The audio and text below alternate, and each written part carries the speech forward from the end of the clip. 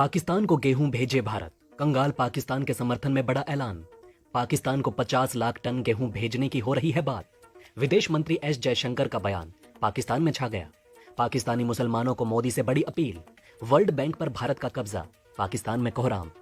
नमस्कार दोस्तों, आइए 10 मिनट में देखते हैं सभी खबरों को फटाफट।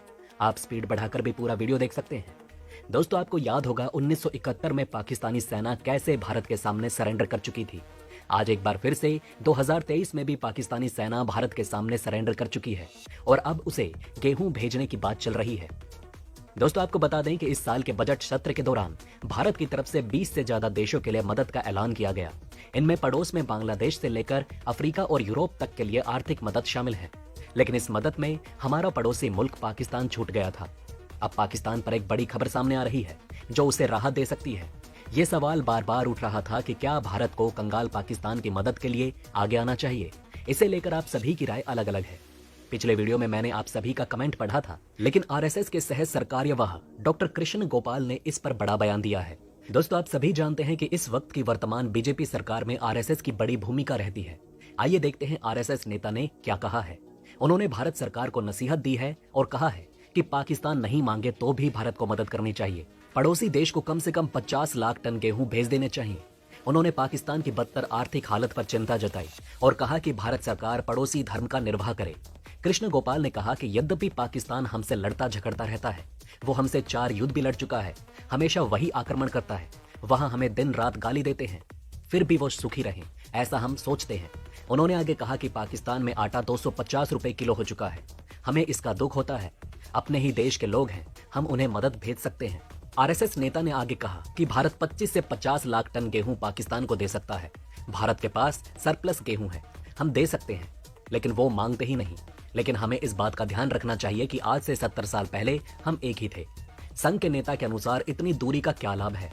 हम चाहते हैं कि उनका कुत्ता भी भूखा ना रहे। हम सर्वे भवंतु सुखिना में विश्वास वाले देश हैं।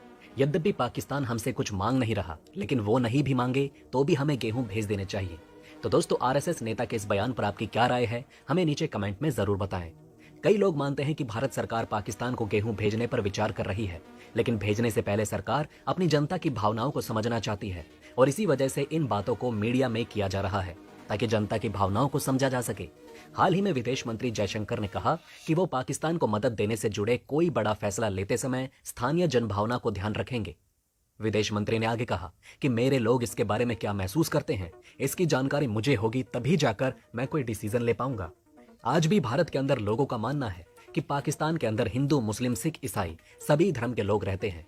उनमें से ज्यादातर लोग भारत से प्रेम करते हैं, लेकिन वहां कुछ लोग ऐसे हैं जिनकी वजह से वो मुल्क बदनाम है। तो ऐसे में आप नीचे कमेंट में बताइए कि पाकिस्तान को मदद भेजनी चाहिए या नहीं। वहीं दोस्तों, वहां की आवाम बार बार मोदी को अपना प्रधानमंत्री देखना चाहती है। पाकिस्तानी प्रधानमंत्री भारत के सामने मदद की गुहार लगा चुके हैं। पाकिस्तानी सेना के जनरल भी लगातार भारत से बातचीत को जोर दे रहे हैं। पाकिस्तानी सेना की हालत तो इतनी बुरी हो चुकी है कि आज उन्हें सरकार खाने को रोटी तक नहीं दे रही। अगर आज भारत गलती से पीओके पर हमला कर दे तो यकीन मानिए सारे पाकिस्तानी सैनिक 2 मिनट में सरेंडर कर देंगे और इसके पीछे सबसे बड़ी वजह होगी उनके पेट की भूख। खुले तौर पर पाकिस्तानी सैनिक अपने जनरलों से, अपने सैन्य अध्यक्ष से कंप्लेन कर रहे हैं कि उन्हें एक वक्त का भोजन भी नहीं मिल पा रहा है। वे सभी अब धीरे धीरे कुपोषण का शिकार हो रहे हैं। हालात इतने बुरे हो चुके हैं कि कई पाकिस्तानी सैनिक रात को भूखे पेट सो रहे हैं। ऐसे में कई लोगों का मानना है कि अगर भारत को पीओके पर कब्जा करना है तो इस बार बॉर्डर पर बंदूक और गोला बारूद ले जाने की जरूरत नहीं है। उनका मानना है कि इस बार भारतीय सेना को हथियार के तौर पर रोटी, आलू और गेहूं की बोरी ले जानी चाहिए। भारतीय सेना के हाथ में रोटी को देखते ही भूख से तड़प रहे पाकिस्तानी सैनिक अपना आपा खो देंगे और हथियार फेंककर पेट भरने के लिए भारतीय सैनिकों के सामने सरेंडर भी कर देंगे। देखिए दोस्तों, ये बात हम नहीं कह रहे, बल्कि इस बात को खुद पाकिस्तानी आवाम स्वीकार कर रही है। पाकिस्तानी मुसलमान आज खुद की किस्मत पर जोर जोर से रोते हुए कह रहे हैं कि काश पाकिस्तान भारत से अलग ना हुआ होता। उनका मानना है कि जिन्ना ने हमें मुसलमानों का टैग देकर अलग देश दिया था और हमारे स्कूलों में हमें शुरू से ही हिंदुओं के खिलाफ नफरत पढ़ाई गई, उनके खिलाफ भड़काया गया। पाकिस्तानी आवाम का कहना है कि पीएम मोदी भी तो एक हिंदू है। आज उसने भारत को 5वें स्थान पर पहुंचा दिया। आज उसके देश में रह रहे मुसलमान पाकिस्तानी मुसलमान से कहीं ज्यादा खुश हैं। पाकिस्तानी आवाम ने आगे कहा कि हिंदुस्तान में मुस्लिम 20 रुपए टमाटर खरीद रहे हैं, 150 रुपए चिकन खरीद रहे हैं, 30 रुपए प्याज खरीद रहे हैं, जबकि हमारे यहाँ इन सभी चीजों की कीमत में आग लगी हुई है। भारत के मुकाबले हमारे यहाँ सभी सामानों की कीमत 10 गुना बढ़ चुकी है।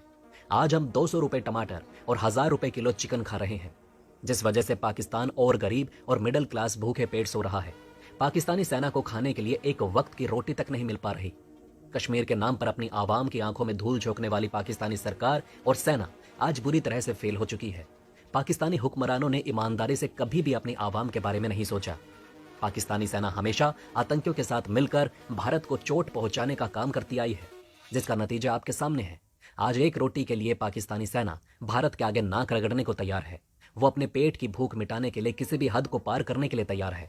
हाल ही में पाकिस्तान के रिटायर मेजर जनरल अतार अब्बास ने शहबाज सरकार को नसीहत देते हुए कहा कि इस वक्त भारत से बातचीत करना पाकिस्तान की जरूरत है। उन्होंने कहा कि इस वक्त भारत गरीब देशों के लिए मसीहा बना हुआ है। पाकिस्तानी आवाम मानती है कि आज अमेरिका केवल नाम के लिए सुपर पावर है, उसे चलाने वाले तो भारतीय ही हैं। उदाहरण के तौर पर 2024 में अमेरिकी राष्ट्रपति चुनाव में भारतीय मूल के 4 से ज्यादा उम्मीदवार शामिल हो रहे हैं, जिसमें कमला हैरिस, निकी हेली, रो खन्ना, विवेक रामास्वामी प्रमुख नाम है। पाकिस्तानी मेजर ने आगे कहा कि भारत एक इकोनॉमिक सुपर पावर बन चुका है और उससे दुश्मनी मोल लेकर हम जिंदा नहीं रह सकते। आज भारत के इशारे पर दुनिया की बड़ी ताकतें नाच रही हैं। IMF से लेकर वर्ल्ड बैंक तक सब भारत के गुलाम हैं। वहीं कंगाली से जूझ रहे पाकिस्तान के लिए अमेरिका से बहुत बुरी खबर आई। अमेरिकी राष्ट्रपति जो बाइडेन ने विश्व बैंक की कमान भारतीय मूल के अजय सिंह बंगा के हाथ में सौंप दी है, जिसके बाद से ही पाकिस्तान में हड़कंप मचा हुआ है। अजय सिंह बंगा पहले भारतीय मूल के नागरिक होंगे जो वर्ल्ड बैंक की कमान संभालेंगे। आपको बता दें कि पाकिस्तान ने पहले वर्ल्ड बैंक से कर्ज के लिए संपर्क किया था, लेकिन उसे निराशा हाथ लगी। इसके बाद पाकिस्तान ने IMF की ओर रुख किया। IMF ने पाकिस्तान के सामने इतनी कठिन शर्तें रखी कि उसे पूरा करने में उसे नानी याद आ जाएगी। जानकारी के लिए आपको बता दें कि पाकिस्तान पर पहले से ही वर्ल्ड बैंक का अरबों रुपए का कर्जा है। पाकिस्तान को हाल में जो किस्तें चुकानी है उसमें वर्ल्ड बैंक का बड़ा हिस्सा है। ऐसे में पाकिस्तान की चाहत इस पुराने कर्ज को फिर से रिकंस्ट्रक्ट करवाने की है। अब उस संस्था के शीर्ष पर भारतीय मूल के व्यक्ति को बैठा देख पाकिस्तान की धड़कनें जरूर बढ़ गई होंगी। जिन लोगों को नहीं पता, हम उन्हें बता दें कि वर्ल्ड बैंक पूरी दुनिया में लो और मिडिल इनकम वाली कंट्रीज को हेल्प करती है ताकि वहां से गरीबी को हटाया जा सके। एक तरफ जहां IMF गरीब देशों के इकोनॉमिक स्ट्रक्चर को मॉनिटर करती है और उन्हें लोन देने का काम करती है, तो वहीं दूसरी तरफ वर्ल्ड बैंक गरीब देशों को फाइनेंशियल सपोर्ट देकर वहां बेटर सुविधाएं प्रदान करती है, जैसे कि better health care, clean water, school, electricity etcetera. आइए दोस्तों बात करते हैं कि क्यों पाकिस्तान के लोग खुद को नमक हराम कहे जाने पर क्यों खुश हो रहे हैं और तालियां बजा रहे हैं। दोस्तों, पाकिस्तान के जाने माने व्यंग्यकार अनवर मकसूद भारत में काफी मशहूर हैं। अब उनका एक वीडियो तेजी से वायरल हो रहा है। मकसूद की जो क्लिपिंग वायरल हो रही है उसमें वो कहते नजर आ रहे हैं कि मेरा मुल्क पाकिस्तान नमक पैदा करने वालों की लिस्ट में नंबर 2 पर है, लेकिन नमक हराम पैदा करने में नंबर 1 पर। उनके इस बयान के बाद प्रगाण में मौजूद दर्शकों ने जमकर तालियां बजाई। मकसूद का सीधा इशारा देश की खराब आर्थिक हालत और राजनीतिक संकट की तरफ था। इसके अलावा उन्होंने बॉलीवुड मूवी पठान की आड़ में भी कई बातें ऐसी कही जो देश के राजनेताओं को चुभ सकती हैं। मकसूद ने कहा कि भारत में पठान फिल्म रिकॉर्ड तोड़ रही है और लगातार कामयाबी की तरफ है, लेकिन पाकिस्तान में पठान पर FIR पर FIR करवाई जा रही है। मगर सुना है आने वाले इलेक्शन में पाकिस्तानी पठान की एडवांस बुकिंग भारत के पठान से कहीं ज्यादा है। मकसूद ने अप्रत्यक्ष तरीके से पूर्व प्रधानमंत्री इमरान खान के साथ होने वाले बर्ताव की तरफ इशारा किया, जो लगातार कोर्ट के चक्कर काट रहे हैं। दोस्तों, आपको बता दें कि मकसूद का लिखा नाटक 14.5 अगस्त लाहौर में प्रदर्शित होने जा रहा है। इस नाटक के जरिए मकसूद ने बंटवारे के बाद पाकिस्तान की स्थिति को बयां किया है। इस नाटक के मुख्य पात्र मोहम्मद अली जिन्ना और महात्मा गांधी हैं। मकसूद अपने नाटक के जरिए दिखाने की कोशिश करेंगे कि कैसे दो नेताओं की विचारधारा में एक आम पाकिस्तानी फंस कर रह गया। उन्होंने इस नाटक के जरिए संदेश देने की कोशिश की है कि पाकिस्तान को अभी भी पूरी आजादी नहीं मिली है। अब दोस्तों, आप नीचे कमेंट में बताएं कि क्या पाकिस्तान कभी भारत का विश्वसनीय पड़ोसी बन पाएगा या नहीं। दोस्तों, अगर आप रोज न्यूज हेडलाइंस देखना चाहते हैं, पिछले वीडियो पर आप सभी के प्यार के लिए धन्यवाद। तो दोस्तों, अब आप हमें इजाजत दीजिए। कल फिर मिलेंगे सुबह कुछ नए न्यूज अपडेट्स और हेडलाइंस को लेकर। आप अपनी राय नीचे कमेंट में लिखें और चैनल को सब्सक्राइब जरूर करें।